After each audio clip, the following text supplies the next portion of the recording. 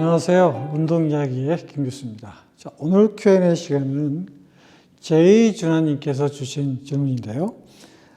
채널을 보고 바로 구독을 눌렀습니다. 감사드립니다. 궁금한 점이 있는데 풀 마라톤과 하프 마라톤을 나갑니다. 요즘 파워젤의 경우 카페인 80ml 정도에 포함된 제품들도 나오는데요. 자, 이뇨작용 때문에 경기 후반부에 섭취하라는 말이 있더군요. 혹시 카페인이 포함된 파워젤의 경우 초반부터 섭취하면 마라톤에 악영향을 줄 수 있을까요? 라고 질문을 주셨습니다. 풀 마라톤과 하프 마라톤을 뛸 정도면 체력이 대단하신 것 같아요. 자, 지금 이제 카페인에 대해서 궁금한 점을 좀 물어보셨고, 거기 제품에 들어있는 것이 이제 80ml 정도의 카페인이 포함된 파워젤이라고 하는 제품에 대해서 질문을 주신 것 같아요.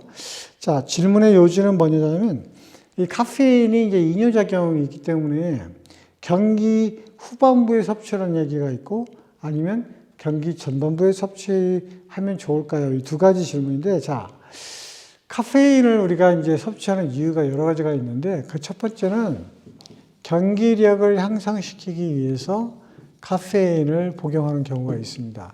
여기서의 경기력이라는 것은 주로 마라톤과 같은 유산소성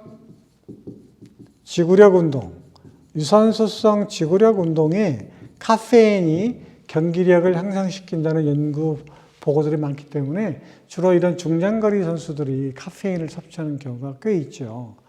자, 그러면 과연 카페인이 그런 중장거리 종목에 경기력에 영향력을 미칠 수 있을까?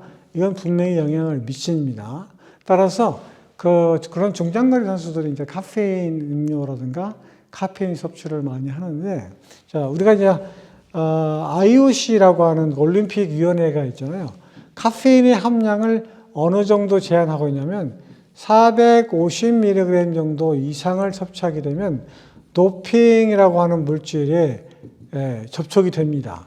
물론 이제 경기 종목마다 카페인이 도핑 물질로 적용이 되는 종목도 있고 그렇지 않은 종목도 있는데, 어쨌든 450mg 정도 이상을 먹게 되면 카페인에 경기력에 영향을 미치기 때문에 도핑 물질로 금지가 되어 있어요. 그러면 보통 우리가 한 잔의 커피를 아메리카노 정도를 섭취한다 그러면 이게 어느 정도 되냐면 70에서 한 100mg 정도가 들어있거든요.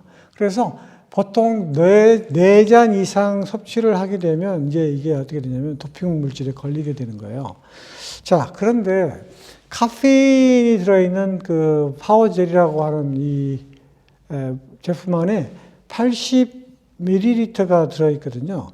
자, 이것을 미리그램으로 이제 환산을 하려면 이건 부피고 이건 이제 무게의 단위이기 때문에 이 단위를 환산을 해야 되는데, 밀도라는 것, 밀리리터 per 미리그램이라고 하는 밀도를 계산을 하게 되면 미리그램으로 바뀔 수가 있습니다. 따라서 제가 생각할 때 계산은 안 해봤지만 이 80ml 정도면 아마 450 이상으로, 이게 이상은 아닌 것 같아요. 그래서 보통 하루에 우리가 두세 잔 정도의 커피를 마시는 양의 정도가 아마 이 파워젤에 들어있는 카페인의 용량이 아닐까 이렇게 생각이 드는데, 만약에 이 이상이라고 하게 되면 분명히 경기력에 영향을 미치기 때문에 선수들은 먹어서는 안 되고요.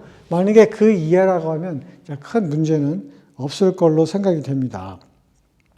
자, 그런데 우리가 경기력에 카페인이 이제 영향을 미친다고 하면 그 질문하신 것처럼 경기 후에 먹으면 무슨 의미가 있을까요? 경기가 끝난 다음에 카페인을 섭취하게 되면 저는 아무 의미가 없다고 보거든요. 따라서 경기 전에 카페인을 섭취하는 것이 경기력에 조금이나마 지방 분해에 도움을 주기 때문에 경기 전에 섭취하는 것이 너무나 당연하고요.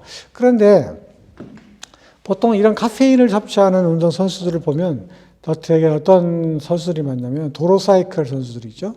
그 다음에 3종 경기라든가 5종 경기, 이런 울트라 마라톤과 같은 그런 경기를 한 선수들이 주로 이 카페인을 섭취를 많이 합니다. 그 이유는 아까도 말씀드렸다시피 카페인이 지방 분해에 효과가 있다라고 해서 경기 능력을 끌어주기 때문에 섭취를 하는 걸로 알고 있거든요. 자, 그런데 보통 도로사이클 같은 선수들은 되게 운동을 하게 되면 사실은 그 이뇨 현상이 잘 안 나타나요. 왜냐하면 운동을 이렇게 장시간 운동을 하게 되면 수분 배출이 굉장히 많은 그런 그 운동이라고 생각이 들거든요. 따라서 이 수분 배출이 많게 되면 우리 몸은 어떻게 되죠? 수분을 다시 보존하려고 하는 그런 움직임이 있어요. 항이뇨작용이 생긴다는 거죠. 따라서 카페인을 많이 섭취해서 이뇨작용이 분명히 있지만 수분 배출을 통해서 수분이 많이 배출되기 때문에 오히려 수분을 보호하려고 하는, 수분을 보충하려고 하는, 보족하려고 하는 그런 그 기량작용이 있기 때문에 운동할 때 이 이뇨작용에 대해서 크게 문제 삼지 않아도 됩니다. 또 경우에 따라는 도로사이클 선수 같은 경우에는 사이클 하면서 이뇨작용이 생기게 되면 그냥 그대로 그냥 실내를 하는 경우도 있어요. 그래서 계속 자전거를 타면서 가다 보면 또 어느 정도 이제 마르는 현상이 있는데 이런 현상은 굉장히 드문 현상이고요.